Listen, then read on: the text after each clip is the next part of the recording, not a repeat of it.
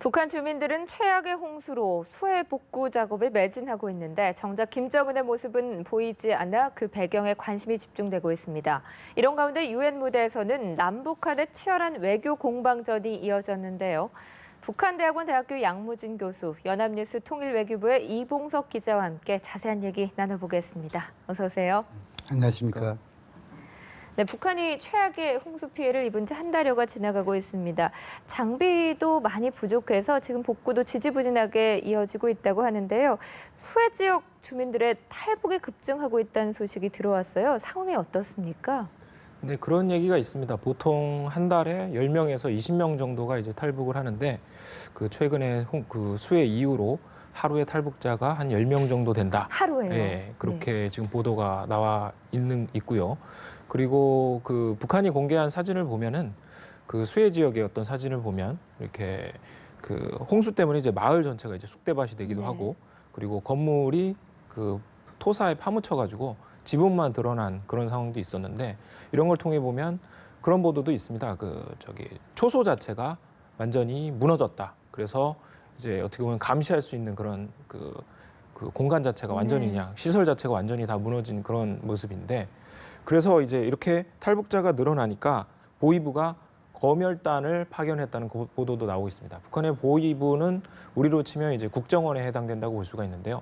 검열단은 이제 검열단을 보내서 검열을 한다는 것은 뭐냐면 탈북자들을 이제 막는 그런 역할을 하는 그런 역할을 하고 있습니다. 근데 탈북자뿐만 아니라 그 주민들의 어떤 휴대전화하고 그런 것도 이제 조사를 하고, 그리고 CD 안에 그 남한의 그 영화라든지 드라마가 있는 거, 이런 것까지 이제 단속을 하고 한다는 그런 얘기가 있습니다. 그래서 지금 벌써 이제 여러 세대가 이런 단속 때문에 주민들이 이제 체포가 되면서 주민들이 이제 긴장을 하고 있다, 그런 얘기가 나오고 있는데, 근데 이제 하루에 한 10명 정도가 탈북하고 있다는 그런 얘기는 그 한 탈북자 단체의 어떤 대표의 주장이기 때문에 이게 사실인지는 조금 더 이제 지켜볼 필요가 있지 않느냐, 이렇게 좀 생각이 듭니다. 네.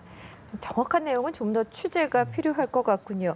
그런데 김정은은 이 수해 복구 현장에는 와보지도 않고 선물만 보내고 있다고 합니다. 어떤 의도가 있다고 보십니까?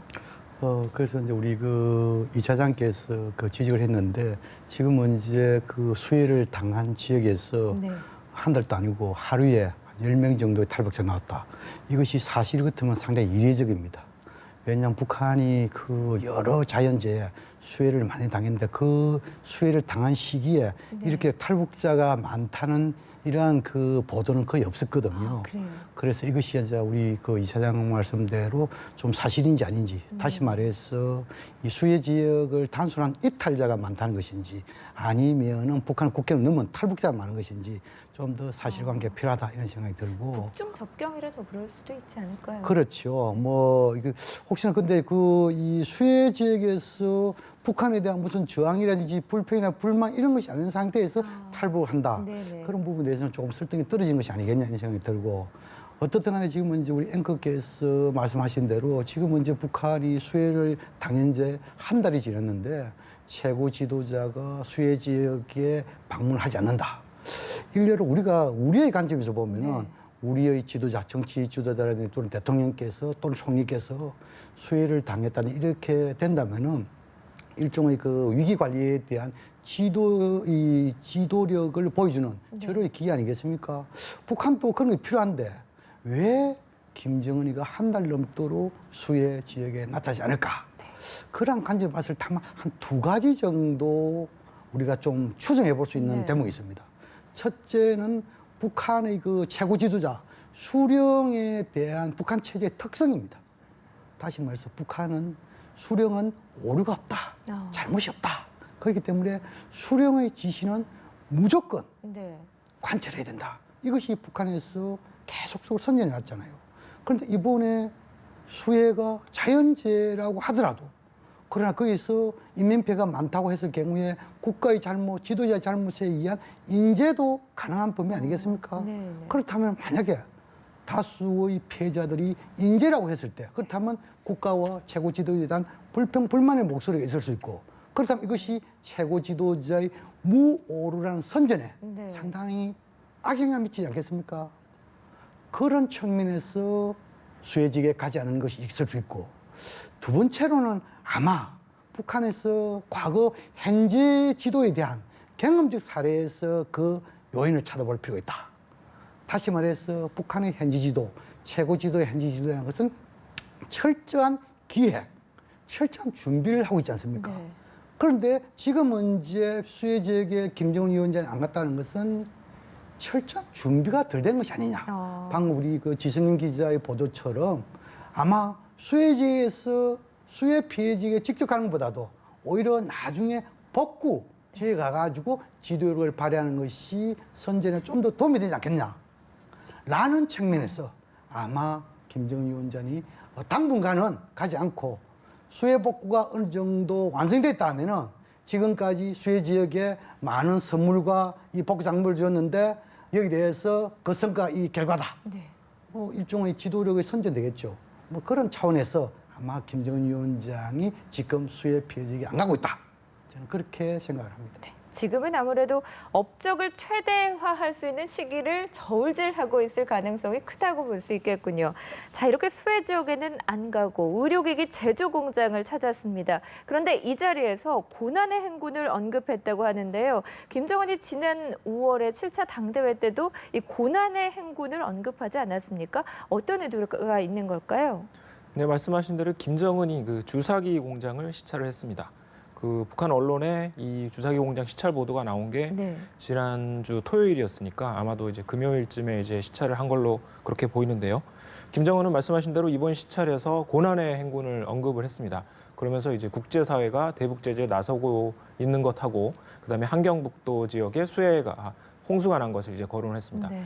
김정은의 발언을 이제 구체적으로 살펴보면 적들의 악랄한 고립 압살 책동과 혹심한 자연재해로 온 나라가 허리띠를 졸라매야 했던 고난의 행군, 강행군의 시기에 주사기 공장이 세워졌다 이렇게 이제 얘기를 했습니다. 고난의 행군은 1990년대 후반에 네. 여러 수십만 명, 뭐 어떤 보도에는 뭐 수백만 명의 아사자가 이제 발생했다는 그런 얘기도 있는데 그 당시에 보면은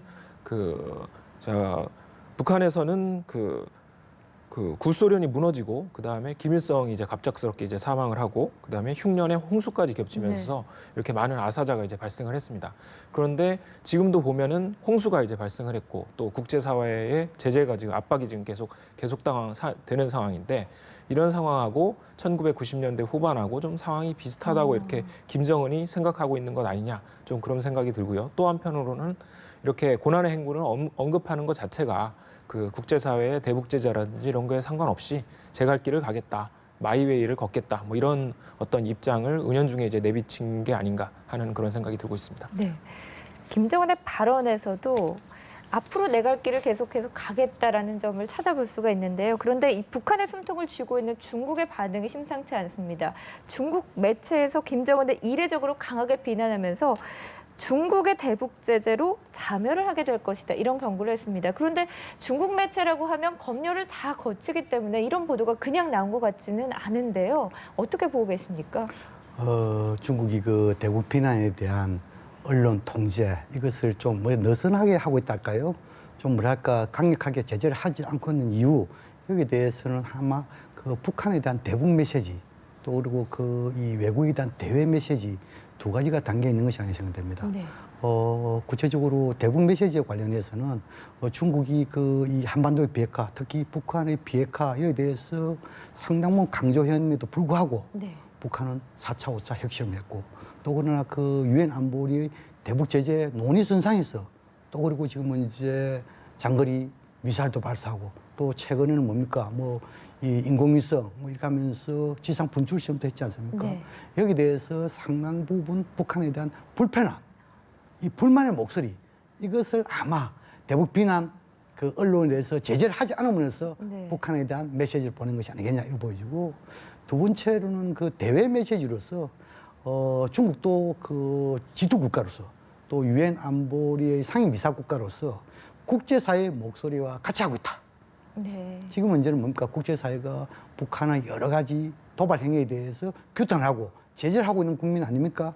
여기에서 중국도 이러한 국제사회의 목소리에 함고 있다는 것을 아마 국제사회, 북한 또 북한 이건희와 국제사회에 보여주는 아마 그러한 메시지의 선상에서 아마 그 이 중국 언론 매체들이 북한에 대한 네. 뭐 잔멸 운운 뭐 이런 부분에 대해서 좀 통제를 하지 않는 것이 아닌가 보여지고, 그런데 지금은 이제 그렇지만도 중국의 본류 주류의 입장에서 볼 때 비록 그 북한이 국제사회에 도발해가지고 이러한 그 여러 가지 문제는 있지만도, 그러나 중국은 북한의 안정, 네. 다시 말해서 북한의 붕괴가 더 중국에 있어서는 문제가 되기 때문에, 그렇다면 일정 기간은 대북 비난에 대한 통제를 하지 않더라도, 그러나 조만간에 네네. 아마 통제할 가능성이 높아지는 것이 아니겠느냐, 저는 그렇게 전망을 합니다.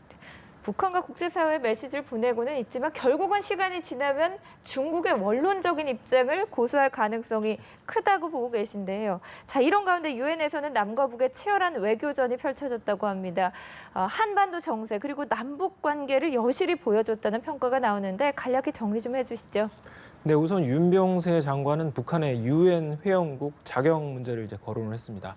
그 자격 문제를 거론했다는 건 네. 결국에는 북한이 이제 계속적으로 국제사회의 반대에도 불구하고 핵 실험을 이제 계속을 하고 있는데, 이런 그 북한이라는 국가가 과연 그 회원국의 자격이 있느냐? 그러니까 결국에는 그 회원국으로서 자격을 정지하거나 박탈해야 된다. 뭐 이런 얘기를 꺼낸 것이나 마찬가지인데요. 남북한이 1991년에 그 동시에 이제 유엔에 가입했는데, 그 이후로 그 우리나라가 이제 북한의 유엔의 자격 문제를 거론한 것은 이번이 처음입니다. 그리고 윤 장관은 또 북한의 인권 문제에 대해서도 문제를 제기했습니다.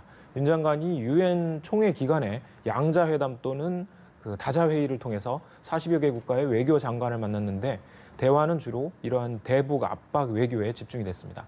반면에 북한 리용호 외무상은 핵무장은 국가 노선이라는 그 기존의 주장을 계속 되풀이했습니다. 그러니까 핵 개발을 포기하지 않겠다는 그런 얘기를 천명한 것이나 다름없는데요. 그러면서 미국의 책임론에 대해서도 얘기를 했고요.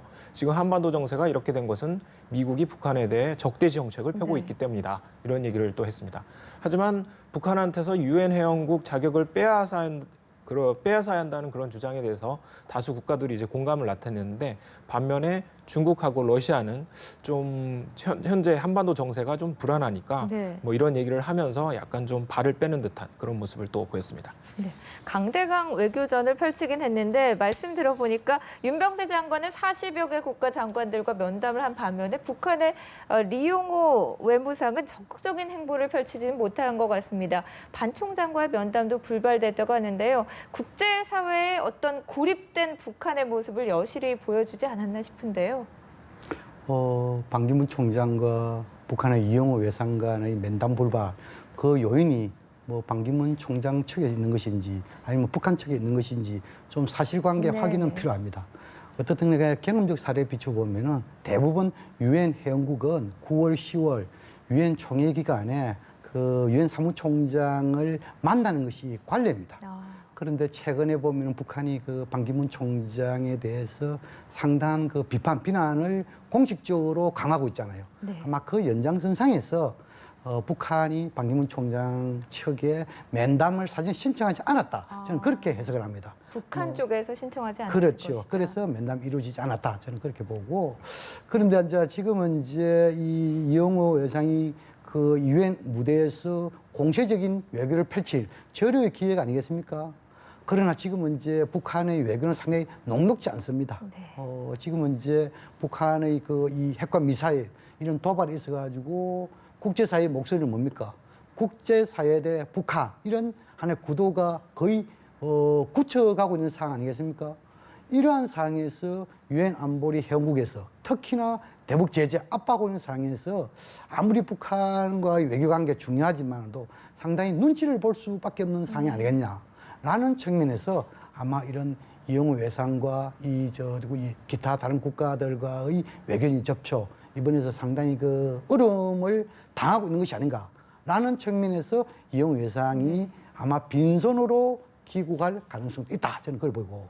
그러나 우리가 또 다른 한편으로 봤을 때 최근에 김영남 최고인민위 상임위원장이 비동맹 회의에 참석한다든지 네. 또 그리고 이 북한의 군사 대표단이 러시아 그 무기 전람회 여기에 파견한다든지 또 그리고 지금 현재 그 북한의 아시아 대항주 국장인 최여칠이가 지금 베트남을 방문하는 거 아니겠습니까? 네네. 이러한 상황을 볼 때는 북한이 나름대로 정상적인 외교는 하고 있다. 뭐 그렇게 이해할 필요도 있다고 생각합니다. 네. 그렇긴 하지만 일단 유엔 무대에서는 상당히 고립된 모습을 보여줬다 이렇게 평가할 수 있을 것 같은데 그래서인지 북한이 또 반기문 사무총장을 겨냥해서 거칠게 비난을 했다는데 어떤 내용들이 나와 있습니까? 네, 말씀하신 대로 이제 그 북한이 반기문 사무총장을 비난을 했는데 그동안 이제 북한의 어떤 입장이라든지 이런 걸 살펴보면 그 미국의 어떤 대북 제재에 찬성하는 입장은 다 그 미국의 하수인이라고 네. 몰면서 비난하는 모습을 보였습니다. 그래서 어떻게 보면 이제 이례적인 그 일은 아닌데요. 그리고 또 유엔 안보리도 또 마찬가지로 그 미국의 하수인이라고 비난을 하고 있고요. 그 북한이 또 그 반기문 사무총장을 비난을 한 건 뭐냐면 그 5차 핵실험 한 다음에 반기문 사무총장이 기자회견을 열어서 유엔 안보리가 적절한 조치를 취해야 한다 이렇게 말을 했는데 이것 때문에 북한이 반발을 하는 것으로 보입니다. 북한 조국평화통일위원회 조평통이라고 이제 줄여서 얘기를 하는데요. 네. 여기가 이제 직접 나서서 반기문 총장에 대해서 이제 비판을 했는데 뭐라고 얘기를 했냐면 북한 반 총장이 미국의 하수인 노릇을 자청하고 나섰다 이렇게 또 비난을 했고요. 올해 말 임기가 끝나는 반 총장이 자신의 정치적 야망을 위해 국제사회에서 북한에 반대하는 분위기를 조장하고 있다 또 이렇게 비난을 했습니다. 그렇군요. 양 교수님, 이런 간에 북한의 5차 핵실험으로 인해서 안보리에서는 지금까지 해오고 있는 2270호보다 더 강한 제재를 내놓을 것으로 예상되는데요. 10월 중에 윤곽이 드러날 것으로 보이는데 어떤 제재가 나올 수 있다고 보십니까? 유엔 안보리의 제재는 한계가 있을 수밖에 없습니다. 직접적인 군사적 침략 행위 네. 아닌 이상 군사적인 제재는 할 수가 없습니다. 이것이 유엔 헌장의 정신입니다. 라고 한다면 결국은 경제 제재밖에 할 수 없는데 이미 알려진 대로 유엔 안보리 대북 제재 결의안 2270호가 가장 포괄적이고 강력한 제재다. 이렇게 이야기를 했잖아요. 그런데 그보다 더 강한 것이 무엇이 있을까? 곰곰이 생각하면 아마 제재 기간, 제재 대상을 좀 더 늘리는 것이 아니겠느냐. 이렇게도 우리가 한번 예상해 볼 수 있고 네. 또 지금은 이제 한미일이 상당 부분 강조하는 것이 지금 이제 중국과 러시아는 반대하고 있지만도 민생 분야라는 틈새 네. 예조항을 두서는 안 된다. 막 이것을 좀 더 강조하지 않겠냐 보여지고 또 그리고 지금은 이제 그 북한의 돈줄이라고 지금 한미일이 강조하고 있는 일종의 그 해외 파견 근로자들 여기에 대해서 상당히 통제를 강화하도록 네. 요구하는 거. 물론 이것도 보면은 해외 근로자 파견도 중국과 러시아에 북한의 근로자가 가장 많이 가 있습니다. 중국과 러시아의 도움이 없다면 이 또한 그렇게 효과가 없지 않겠냐 이렇게 보여집니다. 더 나아가서 네. 또 지금 이제 북한에 대한 직접적인 제재보다도 세컨더리 보이콧이래 가지고 제3국 기업을 제재하는 이것도 지금 이제 미국이 만지작거리고 있죠. 그런데 이런 세컨더리 보이콧 이 부분은 네. 자본주의 경제 원칙에 위반됩니다.